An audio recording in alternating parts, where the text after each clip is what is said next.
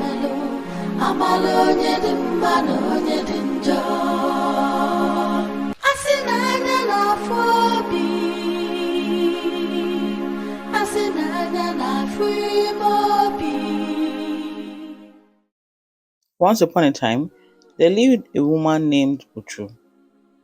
Uju was beautiful and young, and she was married to Nduka. Nduka was relatively rich. He was a businessman. He dealt in leather. Now, Nduka and Uju never had a child, although they were very happy. While his in-laws were not. It had been a year, 2 years, 3 years, and no child. What is happening? His in-laws were asking. But Nduka loved his wife so much, and he didn't want his in-laws to upset her. He loved his wife so much that he introduced her to his business. She took part in sharing of the money of the business. She was in charge of his account. His brothers wanted to be in charge, but Nduka loved Uju very much. However, as his family feared, Nduka died. A week after his death, Uju left the village. She took with her all his money and left. His family was not happy. Uju settled in another village, and there she married another man named Tobe. For Tobe, they had a child, a girl. Again, Tobe was a very wealthy man. He had many farms, and he exported his goods to other kingdoms. Again, Tobe allowed Uju to be part of his business, and she was in charge of the accounts.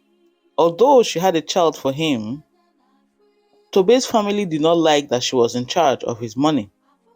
At that time, women were not allowed to be in charge of funds. It was usually a man. But Tobe did not mind. He loved Uju. Now, as his brothers were insisting that the money be transferred to them, Tobe died. 2 weeks after his death, Uju left. She left her daughter with Tobe's family and went to another village. In the third village, Uju married a man named Jide. This time, Jide was a widower and he had 2 sons. He too was looking for a wife because he was a very busy man. He was a wealthy man. And so he met Uju. Uju was very happy with Jide because Jide's parents were already late. He had only one brother. He was very close to his brother. His brother's name was Njoku. Now, after a while, Jide's 2 sons fell sick and died. He was very heartbroken, but Uju comforted him. But eventually, Jide himself fell sick and died. And again, Uju took over his finances. His brother Njoku was a wealthy man and money was not his problem. However, he was very upset as to how his nephews and his brother had died in less than a year. He began to suspect that it was not a natural death. Again, in 2 weeks, Uju left another kingdom and married a man named Gozie. Gozie was a widower with 1 girl. Uju was happy and Uju married him. Now, Njoku in his own village, because he suspected something was wrong with his brother's death, he asked the king for permission so that he could bring out his brother from the grave and have the Ezemo look at his body. This was a great abomination, as someone who had died should be allowed to rest. But Njoku insisted that his brother did not die a natural death. Something was wrong. But everyone told him that, what do you mean? Jide died in his sleep. What could have happened to him? No, Jide was a healthy man, Njoku would say. How can he just die like that? So the king allowed him, and they brought out Jide's body. The Ezemo performed some rituals where he took Jide's blood and tested it in the calabash. And there, Jide's blood turned to green. The Ezemo screamed. This man was poisoned. I knew it, Njoku shouted. I knew that woman was a witch, but my brother would not listen. So the king allowed for the other children to be brought out, Jide's children, and again their blood turned green. Now the king ordered that Uju should be brought back to their kingdom to be interrogated. The problem was no one knew where Uju had gone to.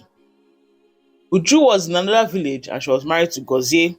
Again, Gozie was a wealthy man. He was a widow with one girl, and this made Uju very happy. She again managed to be in charge of his finances. Again, Gozie had no family except his mother. His mother was nice. She was a calm old woman. However, one night as she slept, 3 men appeared in her sleep. She was lying down and they sat next to her. Mama, Mama. Then she stood up. Who are you people and how can I help you? Mama, we're here to tell you that your son, Gozie, is in danger. You have to save him. In danger from what? Then the men turned and pointed to Uju in her dream. The problem was, in Gozie's mother's dream, Uju did not have her normal face. She had a face of a tree. Gozie's mother screamed. Immediately she saw the tree, she screamed and woke up. No, she said, this is not ordinary. Something is wrong. Now, Gozie's mother had a very close friend. His name was Anya. Gozie's mother told Anya that he needs to help her find out who Uju truly is. Something is wrong. Her son Gozie loved her so much. She herself did not suspect Uju. But with this dream, she's suspecting that something is seriously wrong. So Anya began to investigate. He started all the way from Uju's first husband, Nduka. He heard of how Nduka had died in his sleep. Then he heard of how Tobe died in his sleep. Then he met Njoku, who told him about his brother, Jide, that Uju was married to. Anya began to see a pattern, and he told all the kings in all the kingdoms what he had found out. Now, 3 kingdoms wanted Uju for interrogation. Meanwhile, Uju was married to Gozie. His mother did not tell Gozie what was happening. She did not tell Uju. She didn't want to alert her son. She only asked that her grandchildren should stay with her, because Anya had informed her that Jide's 2 sons had also died mysteriously like he did. Uju was not happy to hear this, but she couldn't stop the children from going to see her grandmother. Now the question was how to get Gozie out of the house without alerting Uju. Uju obviously was not a normal human being. Something was wrong. But by the next day, Gozie began to fall sick. He couldn't walk, he couldn't see, and the person who was next to him was Uju. Uju, for whatever reason, did not tell his mother. She did not tell anyone that Gozie had fallen sick. But because Gozie's mother was on alert and suspicious, she would always check on Gozie. But after some time, Uju began to tell her that Gozie did not want to see anyone because he was very sick. But Gozie's mother did not allow for that. She immediately called Anya. Anya, Njoku, and a very powerful Ezemo now broke into the house. Uju screamed and began to shout, but the Ezemo used the rope to tie her. Then Uju began to shake. She was changing into different shapes. She changed into a snake, then a tree, then a cat. But the Ezemo tied her. Then the Ezemo gave Gozie a medicine, and Gozie was healed. Gozie explained that a few days ago, Uju had started giving him some porridge.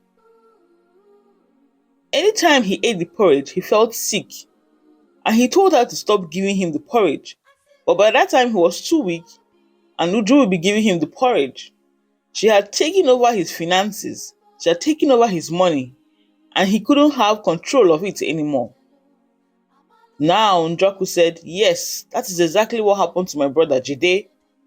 She took over him and his life and his children, and now they are all gone. And immediately, Uju began to confess. She said she was a member of a witches' school. Her job was to bring men. The more men she brought, the younger she would get, and the more powerful she would be. Nothing could happen to her. The Ezemo couldn't do anything to her. And then she broke the Ezemo's rope. The Ezemo was scared.